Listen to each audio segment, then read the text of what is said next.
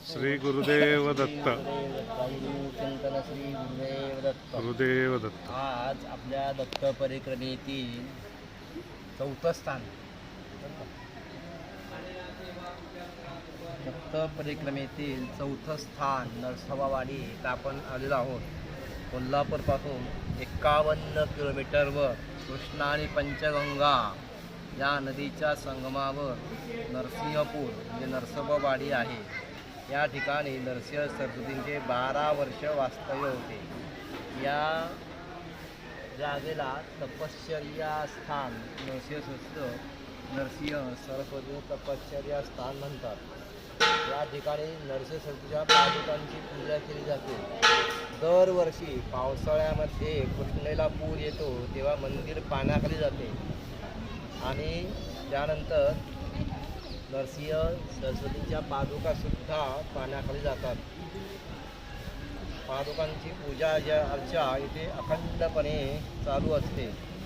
जेव्हा ते गाणगापूरला जायला निघाले त्यावेळेला योगिनींच्या आग्र्यावरून, योगिनींचं मंदिर इथून जवळच 2 किलोमीटर अंबरापूर म्हणून आहे. 64 योगिनी आहेत. त्या 64 योगिनीने प्रार्थना केली सद्गुरूंना. तेव्हा सद्गुरू नरसिंह सरस्वती या ठिकाणी योगिनींच्या आग्रहावरून आपल्या पादुका यांनी इथं ठेवल्या, म्हणून या पादुकांना मनोहर पादुका असे म्हणतात. या ठिकाणी अजून एक वैशिष्ट्य म्हणजे जर तुम्ही एखादं साधन सिद्ध करायचं असेल तर सद्गुरू तुमची काळजी घेतात. 1977 साली या ठिकाणी महारुद्र स्वाहाकार झाला.